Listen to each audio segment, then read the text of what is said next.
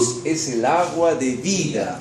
Y Jesús es la luz de los hombres. Y la luz de los hombres es la vida. Vamos a ver algunos versículos rápidamente. En Juan capítulo 1 dice, versículo 4. Él comienza mencionando esto. En él estaba, ¿qué cosa? La vida. La vida. Él no dice, en él estaba la doctrina. En él estaba la enseñanza. En él estaba el conocimiento. No, él dice, en él estaba la vida. ¿Y la vida qué cosa era? Y la vida era la luz de los hombres. Amén. Aleluya. La vida era la luz de los hombres. Y en su evangelio vamos a ver que él hace mucho énfasis al aspecto de vida. Por eso decimos que su ministerio es un ministerio de espíritu y de vida. Amén. Otra tercera característica que tiene el ministerio de Juan, y es que él hace énfasis también a la palabra. La palabra. Su evangelio comienza haciendo mención de que en el principio era ¿qué cosa? El verbo. El verbo. ¿Qué cosa? O sea, él comienza mostrándonos qué era al principio. El verbo. ¿Y qué era el verbo? Y el verbo era con Dios. ¿Y el verbo qué cosa era? Era Dios. Aleluya. El verbo estaba con Dios. El verbo era Dios. Amén. Dice, y este era en el principio con Dios, y todas las cosas por Él. ¿Quién es Él? Él es el verbo, la palabra. Todas las cosas fueron hechas por Él. En otras palabras, valga la redundancia, todas las cosas fueron hechas por la palabra. Amén. Porque Dios, cuando toda la tierra estaba desordenada y vacía, Él dijo ¿qué cosa? La palabra. Amén. Él comenzó a crear con la Palabra. Entonces, todas las cosas fueron hechas ¿por qué? Por la palabra. Y sin Él, es decir, sin la palabra, nada de lo que ha sido hecho fue hecho. Amén. Miren, hermanos, la importancia de la palabra. Dios es el verbo. Cristo es el verbo. Él es la palabra. Todas las cosas fueron hechas por la palabra. Amén. Y nada fue hecho sin la palabra. Uno de los énfasis que hace Juan por eso es la palabra. Y nosotros hoy también estamos enfatizando que tenemos que dar la debida importancia a la palabra. Ya voy a hablar un poco más acerca de eso, pero vamos avanzando. Otro punto más que hace mención Juan es que acerca de andar en amor. Andar en amor. ¿Y en qué basa él esto de andar en amor? Él fue uno de los apóstoles que hizo mucho mención sobre las palabras del Señor. Un mandamiento os doy, que os améis los unos a los otros. Él registra en su evangelio algo precioso. Él dice, nadie tiene mayor amor que este, que aquel que da la vida por sus amigos. Qué maravilloso. No dice aquel que da la vida por sus parientes. No dice por sus parientes. No dice por sus amigos. Hermanos, y Juan enfatiza en su evangelio y en sus epístolas la importancia de andar en amor. Amén. Esa es una de las características que tiene Juan. Yo siempre lo comparto a veces cuando estoy con hermanos. Una de las cosas que hizo Juan cuando se presentó después de salir del exilio, después de salir él del exilio, que estaba en la isla de Patmos, él sintió ir a la primera ciudad que el Señor le mostró en Apocalipsis 2. ¿Cuál era esta primera iglesia? Éfeso. Él sintió en su corazón ir a Éfeso. Y en la historia de la iglesia se ve que efectivamente él va a Éfeso. Y hermanos, ustedes se imaginan la enorme expectativa que había en la ciudad de Éfeso. En ese entonces, el único de los 12 apóstoles que aún permanecía vivo, el apóstol que anduvo con el Señor cuando Él estuvo aquí en la tierra, aún está vivo y va a venir a Éfeso y va a hablarnos y va a compartirnos. ¡Qué precioso! ¿Qué nos irá a hablar Juan? Juan estuvo 20 años en Patmos. ¿Qué nos irá a compartir? ¿Qué revelación nos compartirá? ¿Qué palabra traerá? Entonces hubo una enorme expectativa. Y todos los hermanos estaban ahí reunidos, cientos de hermanos. Y eso hace su aparición un ancianito de más de 90 años. Y este anciano hace su aparición así. Y todos decían, ya va a hablar. ¿Qué dirá Juan? Este es el discípulo amado que quedó hasta ahora. ¿Qué irá a decir? ¿Qué palabra, qué revelación nos compartirá? Y en eso Juan lo único que atina o hace es: un mandamiento nuevo tengo que daros, que os améis los unos a los otros. Oh, Señor Jesús. Qué hermoso. ¿Y saben por qué Él compartió esto? Porque eso es lo que necesitaba Éfeso. Éfeso conocía mucho la palabra. Éfeso tenía muchas obras. Éfeso, dice el Señor, que tenía paciencia y perseverancia. Pero le faltaba una cosa. ¿Se acuerdan qué era esa cosa? El amor, no, algo más. El primer amor. El primer amor en el original significa el mejor amor. Y ese amor no es solo una característica de Dios. Ese amor es Dios mismo. Amén. Porque la Biblia dice que Dios es amor. Amén. ¿Y quién refirió eso, que Dios es amor? Juan. Juan enfatiza mucho el aspecto del amor. El amor a Dios, el amor entre los hermanos. Él dice en una de sus epístolas: si alguno dice que ama a Dios y no ama a su hermano, el tal es mentiroso. Porque ¿cómo puede decir que ama a alguien que no ve y no ama a alguien que ve? Por lo tanto, todo aquel que ame a Dios, ame también a su hermano. Amén. Él concluye con esas palabras preciosas, hermano. Nuestra vida de iglesia tiene que ser una vida de andar y vivir en amor. Amén. Mañana vamos a tener un tiempo juntos, ¿no? Vamos a estar aquí reunidos, almorzando juntos, compartiendo juntos, con sencillez y con amor. Vamos a estar compartiendo mañana un almuerzo. Amén. Y eso, hermanos, cuando nosotros estamos juntos, reunidos, disfrutando delante de Dios, eso es algo que alegra el corazón de Dios. Eso es algo que a Dios le alegra, le conmueve, ver a sus hijos juntos, reunidos en amor. El Salmo 133 dice el salmista David: mirad cuán bueno y agradable es habitar los hermanos juntos y en armonía. Es como el buen óleo que desciende de la cabeza de Aarón, que baja por la barba de Aarón hasta el borde de sus vestiduras. Y más adelante concluye y dice: porque allí envía Jehová bendición y vida eterna. Aleluya. Mañana todos los que estemos aquí reunidos vamos a recibir la bendición de Dios. Amén. Y la vida de Dios. Gracias al Señor, hermano. Bueno, ese es un aspecto, el aspecto del amor, del cual Juan hace mucho énfasis. Pero también habla de otro aspecto más.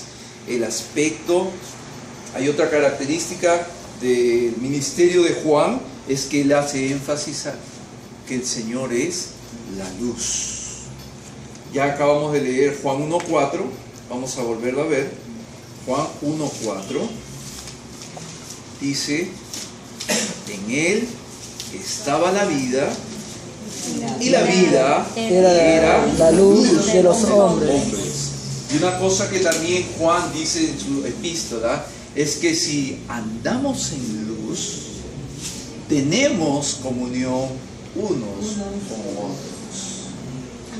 Y si andamos en tinieblas, no tenemos comunión unos con otros. Quiero ver ese versículo en 1 de Juan, capítulo 1. Él también, su ministerio hace mucho énfasis a andar en luz.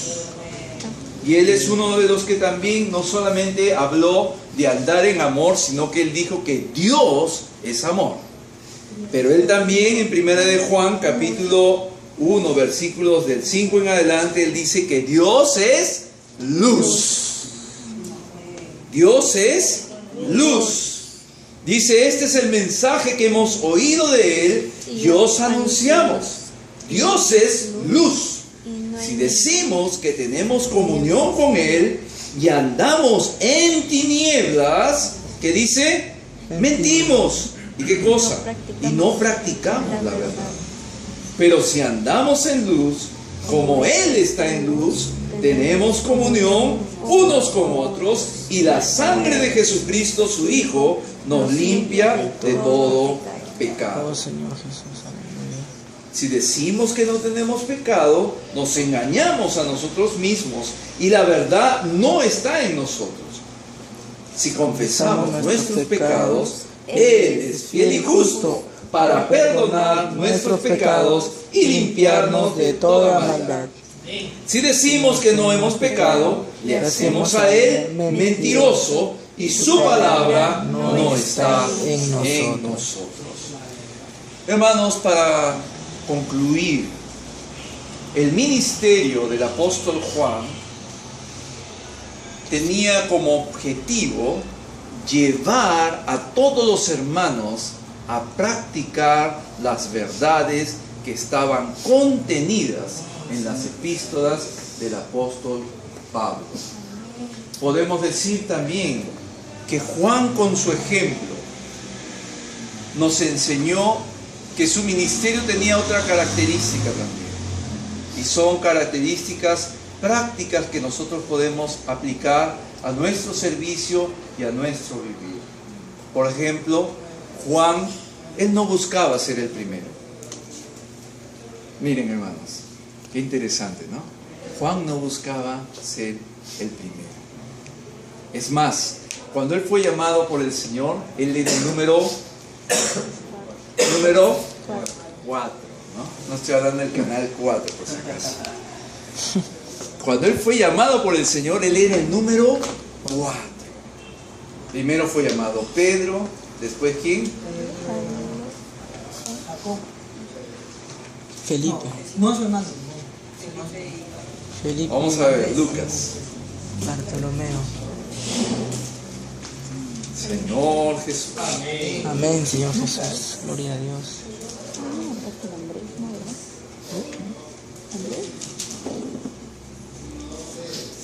Pero, hermano de Jacobo, si no me equivoco.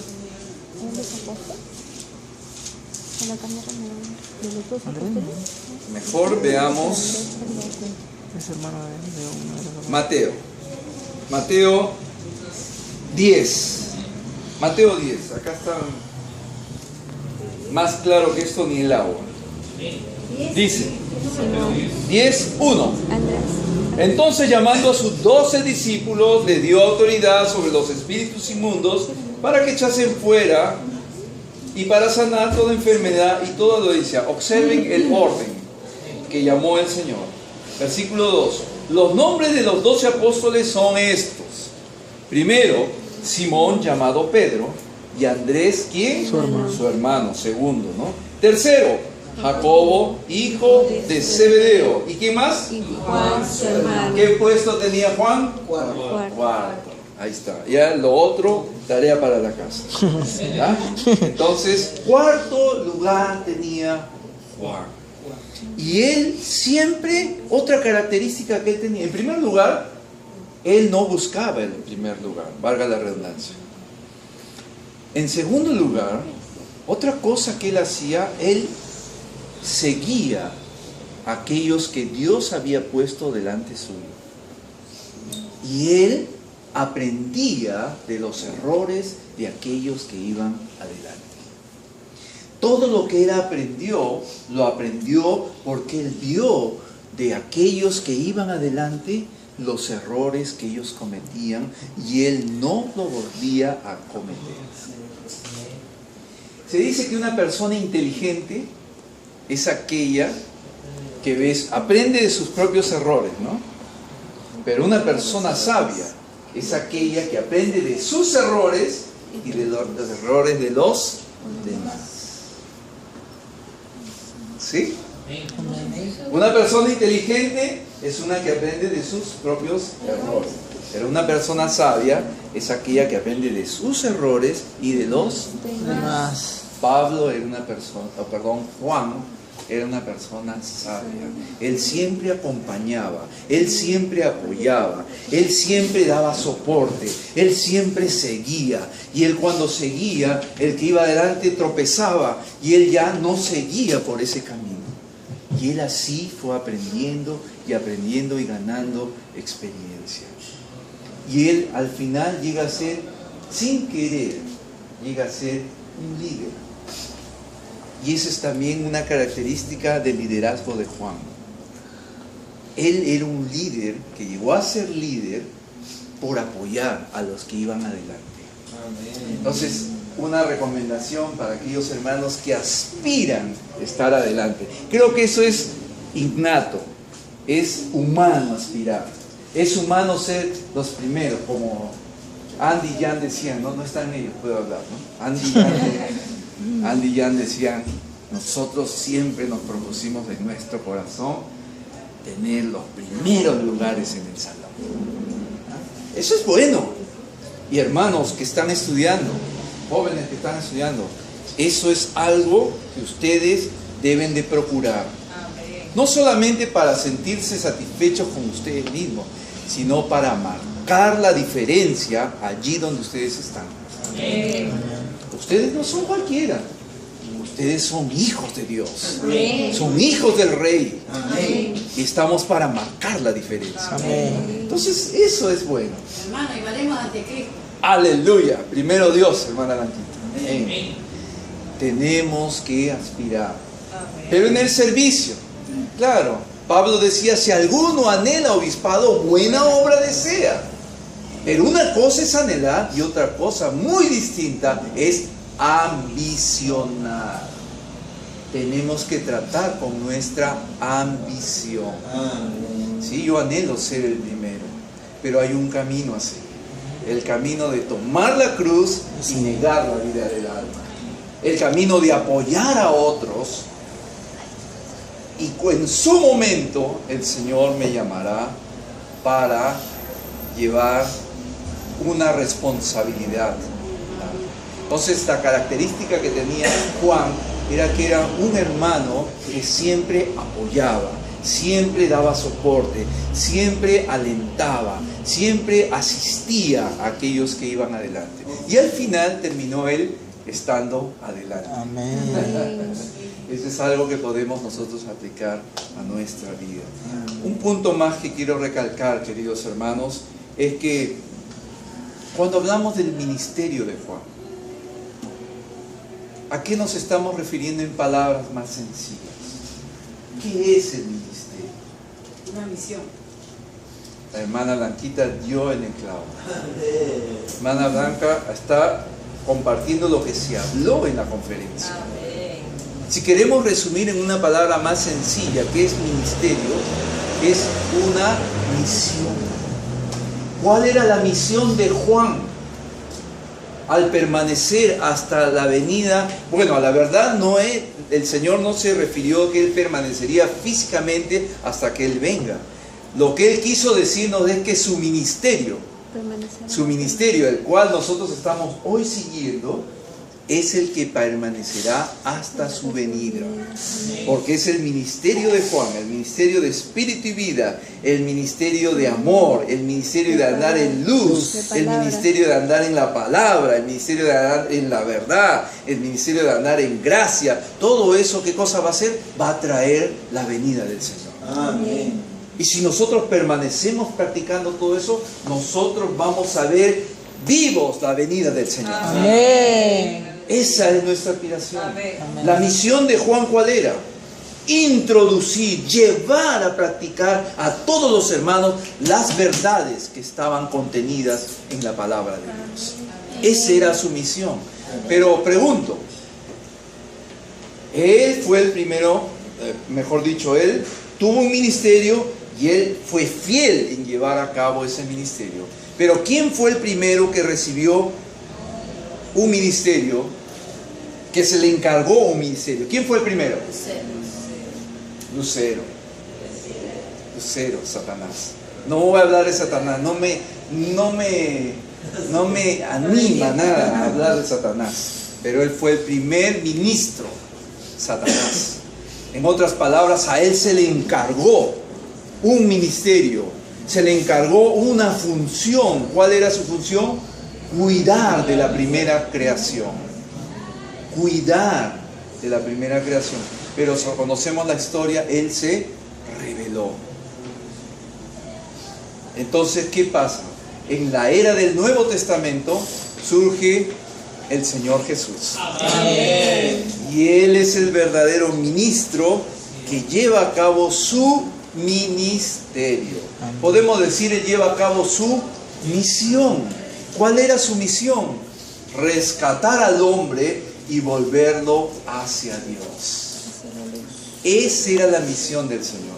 Queridos hermanos, todos nosotros hemos visto en la conferencia que también tenemos parte en este ministerio. Usted no está de casualidad esta noche aquí. Amén. Usted no está de pasada aquí en la iglesia. Usted tiene una función importante que cumplir en este ministerio. Amén. Usted es importante, indispensable y muy necesario para formar parte de este ministerio. Amén. Dios lo necesita. Amén. Dios nos necesita. Amén. Dios me necesita. Amén. Yo estoy en la iglesia y en la iglesia cumplo una función. Queridos hermanos, todos nosotros tenemos parte en este ministerio. Y nosotros tenemos que comprender cuál es mi misión. ¿Cuál es mi función? Estamos aquí en la iglesia, pero ¿en qué yo funciono? La iglesia, como antes entendíamos, era solamente de unos cuantos que servían a Dios y nosotros seguíamos todo lo que ellos nos decían. Ese es el sistema religioso que la Biblia muestra que es el sistema de clérigos y laicos. Los clérigos eran los que servían, la clase privilegiada que servía, pero el resto eran los laicos, ¿no? ¿Han escuchado esa expresión, no? Sin embargo, queridos hermanos, eso es algo que Dios abomina. La Biblia hoy nos muestra que tenemos nosotros que entender que formamos parte de un cuerpo. Amén. De un cuerpo. Somos, dice la Biblia, miembros del cuerpo de Cristo. Amén. Y eso no es poca cosa. Si tú eres miembro del cuerpo de Cristo, tú tienes una función. Amén. Tú no puedes estar sin tener una función. Tú tienes una utilidad dentro del cuerpo. Tú tienes una misión dentro del cuerpo. Tú tienes una función, valga la redundancia, que llevas a cabo en el cuerpo. Solo basta ver nuestro cuerpo. En nuestro cuerpo nada está sobrando. Todo mi ser está activo. Cuando yo me estoy dirigiendo a ustedes, todo mi ser está activo. No solo mi boca está hablando, mis manos se mueven, mis piernas se mueven, mis pies se mueven y todo se mueve. ¿Y eso qué quiere decir? Un cuerpo armonioso, coordinado. Entonces, queridos hermanos, ¿cuál debemos de ir delante del Señor y preguntarle, Señor, ¿cuál es la función que yo debo desempeñar en tu iglesia? Amén. No podemos estar más sin hacer nada. Como decía nuestro hermano Esdras, ¿cuál es tu actitud cuando vienes a las reuniones de la iglesia? Señor Jesús. ¿Eres como un invitado, Visitante. como un visitante, o eres el dueño de la casa? ¿Cuál es nuestra actitud?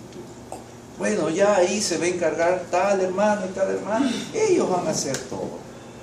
Yo vengo, me siento, escucho un mensaje y me voy. Queridos hermanos, hoy llegó la hora. Amén. Y ahora es.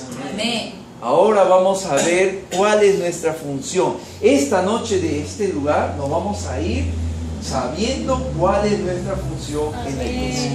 ¿Qué tal? ¿Qué dicen los hermanos? Amén. Sí, ahora vamos a ver. Y yo pido perdón al Señor por si quizás no he sido diligente en ayudarles a ustedes a que encuentren su función, su utilidad en la iglesia. Yo alabo al Señor porque hay hermanos que comenzaron a cooperar, y en esa cooperación yo ahora les voy a mostrar que Dios les ha movido a llevar a cabo esa cooperación, y esa es la función por la cual ustedes están contribuyendo con la edificación de su cuerpo, que es la iglesia. Amén. Miren, queridos hermanos, esto es algo práctico. Todos tenemos que tener una responsabilidad y una función en la iglesia. Basta ya de ser solamente oidores y espectadores. Llegó la hora Amén. de funcionar. Amén. Llegó la hora Sí. de ocupar el lugar que Dios me puso y comenzar a desempeñar mi función y comenzar a desarrollar mi talento hasta que éste se torne en un ministerio. Ministerio. Amén. Entonces, queridos hermanos, así como la misión del apóstol Juan era introducir a los hermanos a practicar y a tener una realidad de las verdades contenidas en los escritos de Pablo, así también nosotros tenemos hoy una misión. Tenemos una identidad. En primer lugar, ¿qué somos nosotros? Somos hijos de Dios. Amén. Como hijo de Dios, yo tengo una misión en esta tierra. Yo no estoy aquí por casualidad. Yo no estoy aquí porque, bueno, ya aparecí aquí, pues y tengo que pasarla nomás. No, yo tengo una misión en esta tierra. ¿Y cuál es mi objetivo? ¿Cuál es mi meta? Yo tengo una meta. Yo estoy en esta tierra para traer el reino de los cielos a esta tierra. Amén. ¿Cómo? A través de la predicación del Evangelio. Amén. ¿Y cuál es mi meta?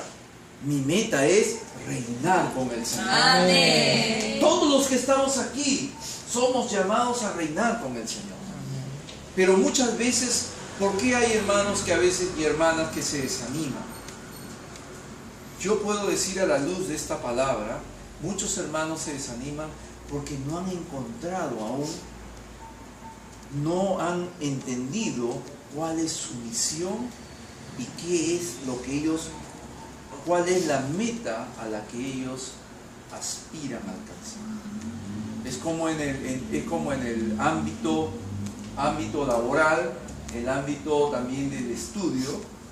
Cuando un estudiante o una persona no se siente realizada, es porque no tiene una meta, no tiene algo por qué luchar. Y se siente, bueno, ¿y qué haces? Ahí, pasándola. Entonces no hay una meta, no hay una razón, no hay un propósito.